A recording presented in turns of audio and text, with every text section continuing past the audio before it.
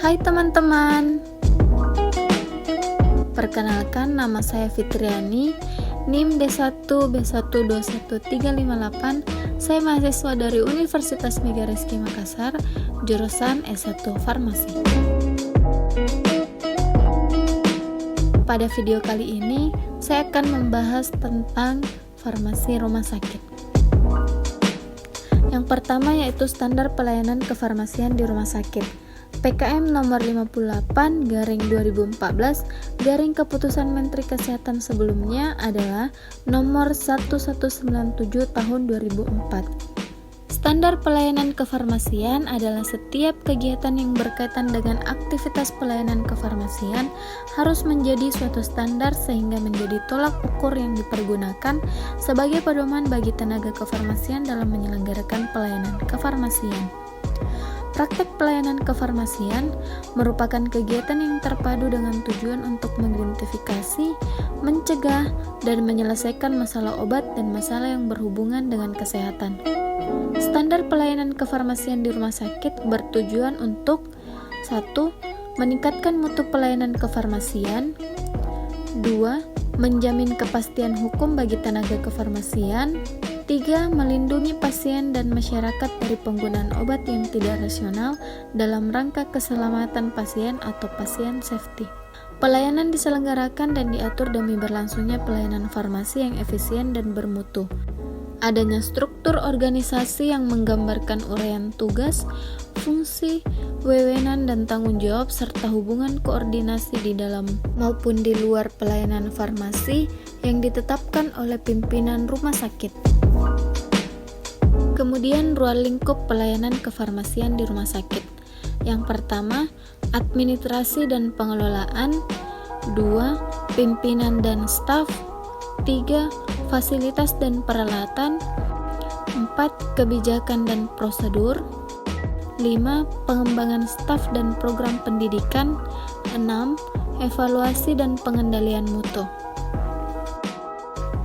Pelayanan kefarmasian di rumah sakit harus menjamin ketersediaan farmasi, alat kesehatan, dan bahan medis habis pakai yang aman, bermutu, bermanfaat, dan terjangkau.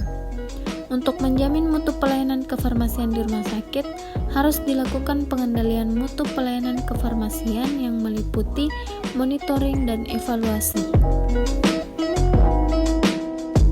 Standarisasi pelayanan farmasi di rumah sakit harus dibuat aturan.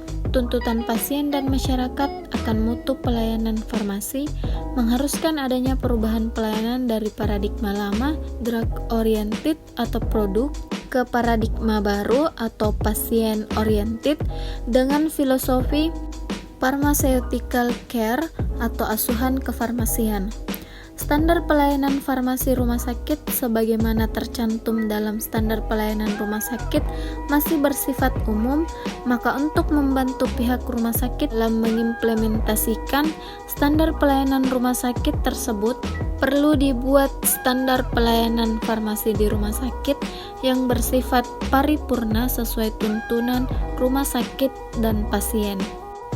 Fasilitas yang dibutuhkan di rumah sakit untuk mendukung standar pelayanan kefarmasian yang diharapkan, yaitu harus tersedia ruangan, peralatan dan fasilitas yang dapat mendukung administrasi, profesionalisme dan fungsi teknis pelayanan farmasi, sehingga menjamin terselenggaranya pelayanan farmasi yang fungsional, profesional, dan etis. Kit untuk mendukung standar pelayanan kefarmasian yang diharapkan. Kemudian instalasi farmasi rumah sakit atau IFRS. Instalasi farmasi rumah sakit adalah suatu unit di rumah sakit tempat penyelenggaraan semua kegiatan pekerjaan kefarmasian yang ditunjukkan untuk keperluan rumah sakit dan pasien. Pekerjaan kefarmasian yang dimaksud yang pertama yaitu kegiatan yang menyangkut pembuatan, kedua pengendalian mutu sediaan farmasi, ketiga pengelolaan perbekalan farmasi atau perencanaan, pengadaan, penerimaan, penyimpanan, distribusi, pencatatan, pelaporan, pemusnahan atau penghapusan, pelayanan resep, pelayanan informasi obat atau PIO, konseling, terakhir yaitu farmasi klinik di ruangan. Tugas, tanggung jawab, dan fungsi instalasi farmasi rumah sakit. Tugasnya yaitu berperan sangat sentral terhadap pelayanan di rumah sakit, terutama pengelolaan dan pengendalian sediaan farmasi dan pengelolaan perbekalan kesehatan. Tanggung jawab yaitu mengembangkan pelayanan farmasi yang luas dan terkoordinasi dengan baik dan tepat untuk memenuhi kebutuhan unit pelayanan yang bersifat diagnosis dan terapi untuk kepentingan pasien yang lebih baik. Kemudian fungsi, berfungsi sebagai unit pelayanan dan unit produksi. Unit pelayanan yang dimaksud adalah pelayanan yang bersifat manajemen atau non-klinik dan pelayanan farmasi klinik. Ruang lingkup instalasi farmasi rumah sakit memberikan pelayanan farmasi berupa pelayanan non-klinik dan klinik. Untuk pelayanan non-klinik biasanya tidak secara langsung dilakukan sebagai bagian terpadu. Pelayanan ini sifatnya administrasi atau manajerial, seperti pengelolaan sediaan farmasi dan pengelolaan perbekalan kesehatan dan interaksi profesional dengan tenaga kesehatan lainnya.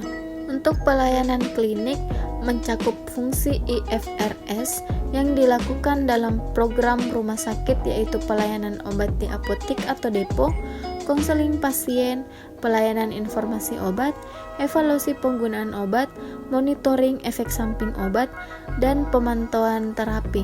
Central Sterilization Supply Department atau CSSD atau instalasi pusat pelayanan sterilisasi merupakan satu unit atau departemen dari rumah sakit yang menyelenggarakan proses pencucian, pengemasan, dan sterilisasi terhadap semua alat atau bahan yang membutuhkan kondisi steril. Kemudian pengelolaan sediaan farmasi dan perbekalan kesehatan. Tujuannya yaitu agar obat yang diperlukan tersedia setiap saat dibutuhkan dalam jumlah yang cukup, mutu yang terjamin, dan harga yang terjangkau untuk mendukung pelayanan yang bermutu. Pengelolaan sediaan farmasi dan perbekalan kesehatan merupakan suatu siklus kegiatan dari instalasi farmasi rumah sakit dalam menyediakan obat, bahan obat, alat kesehatan, gas medis yang dimulai dari pertama pemilihan, kedua perencanaan, ketiga pengadaan, keempat penerimaan, kelima penyimpanan, dan yang terakhir pendistribusian.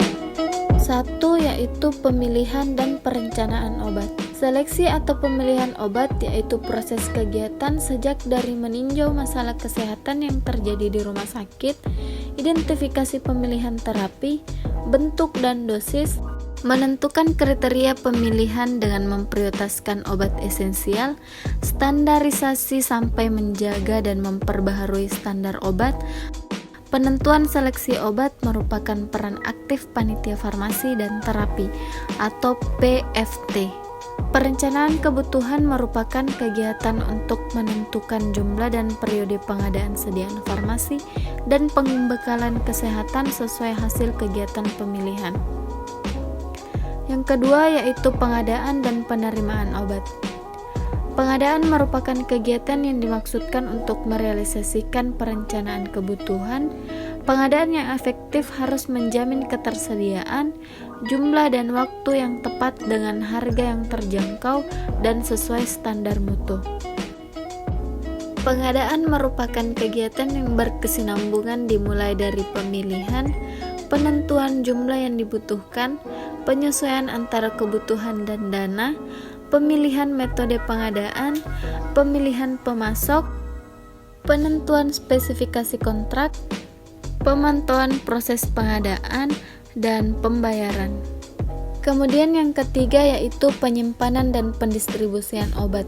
Penyimpanan harus dapat menjamin kualitas dan keamanan sediaan farmasi dan perbekalan kesehatan sesuai dengan persyaratan kefarmasian.